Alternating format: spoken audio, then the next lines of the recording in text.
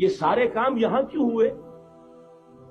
پورا عالم اسلام آزاد ہوا، کہیں نعرہ اسلام کا نہیں لگا، کہیں عرب قومیت پر، کہیں کسی اور عصبیت پر تحریکیں چلی ہیں، صرف تحریک پاکستان تھی کہ پاکستان کا مطلب کیا؟ لا الہ الا اللہ۔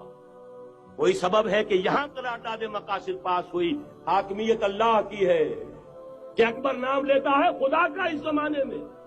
یہ سارا ماضی سامنے رکھیے اور حضور کی دی ہوئی پیشن گوئیوں کا مستقبل سامنے رکھیے، ان دونوں سے ثابت ہوتا ہے اس خطہ ارضی سے کچھ ہونا ہے۔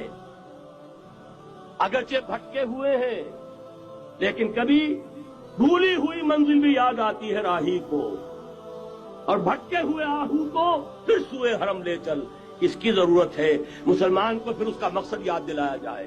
پاکستان اس لیے نہیں بنایا گیا تھا کہ ہمارے ہاں ٹاٹے اور برلے نہیں تھے تو ہمارے پاس اس کے بھی باغ وجود میں آ جائے، اس لیے تو نہیں بنایا گیا تھا۔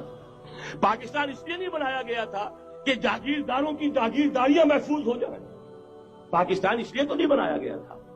اور یہ کہ نمازیں اور مسجدیں تعمیر ہو جائیں، مسجدیں تو امریکہ میں تعمیر ہو رہی ہیں عالی شان سے عالی شان، اس لیے پاکستان نہیں بنا تھا۔ آج بھی مسلمان، میں معذرت سے عرض کر رہا ہوں مولانا سے، آج بھی بھارتی مسلمان کی ایوریج نمازی ہونے کے اعتبار سے پاکستانی مسلمان سے کہیں بہتر ہے۔ آج بھی برقع نظر آ جائے گا تو ہندوستان میں نظر آ جائے گا۔ میں نے اپنی آنکھوں سے دیکھا چند سال پہلے، جب مکہ مسجد حیدرآباد دکن میں 3 دن مسلسل میری تقریریں ہوئی ہیں، 10,000 مرد اور 5,000 خواتین، اور ان میں سے کوئی بغیر برقعے کے نہیں تھی۔ ایک سیلاب نظر آ رہا تھا برقعوں کا کہ جب جلسہ ختم ہوا ہے رات کے 12 بجے 3 دن تک متواضع۔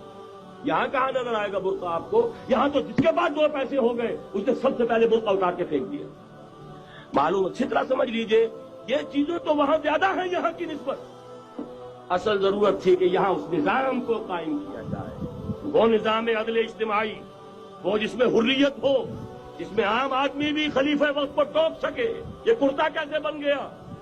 ایک خاتون بھی کھڑی ہو کر دامن پکڑ لے، عمر تمہیں کیا حق ہے کہ ہمارے مہر کے اوپر پابندی لگا رہے ہو، جبکہ اللہ نے نہیں لگائی۔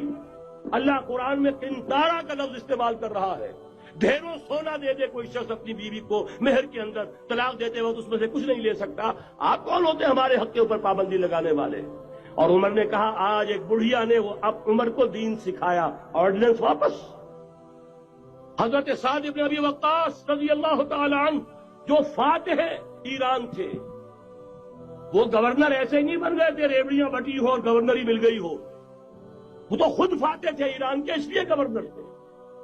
صرف ایک پرچہ پہنچا ہے بارگاہ خلافت میں، حضرت عمر فاروق کے پاس انفارمیشن آئی، سعد نے اپنے گھر کے باہر ڈیوڑی بنا لی ہے اور ایک دربان کھڑا کر دیا، حضرت بلال کو بھیجا ہے رقعہ دے کر، اور یہ حکم تھا کہ بلال پہلے تو جاتے ہی ڈیوڑی میں آگ لگا دینا، پھر یہ رقعہ دینا میرا۔ اور رقعے میں لکھا ہوا تھا، اے سعد، لوگوں کو ان کی ماں نے آزاد کرنا تھا، تم نے انہیں اپنا غلام کب سے بنا لیا ہے؟ یہ دربان کھڑے کر دیا اپنے آگے۔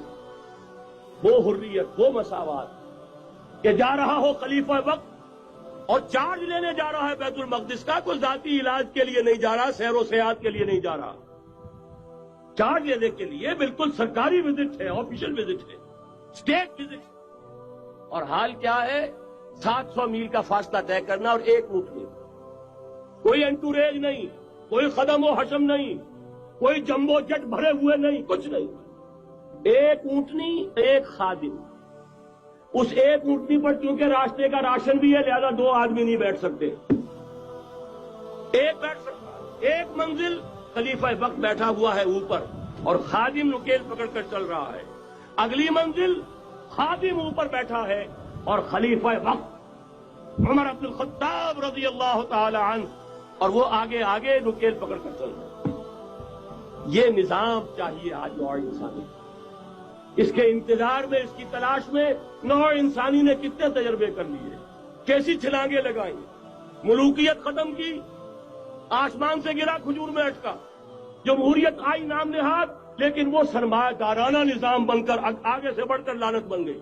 پہلے جاگیردار مسلط تھا، اب سرمایہ دار اور کارخانے دار مسلط ہو گیا۔ اس سے نکلنے کے لیے زور لگایا، کمیونزم کی طرف گئے، چھلانگ لگائی، اب ایک پارٹی ڈکٹیٹر بن کر بیٹھ گئی۔ انسان رست از یک بند پا افتاد در بندے دیگر، ایک چیز سے غلامی سے نجات پاتا ہے، دوسری میں پھنس جاتا ہے. اور کیوں؟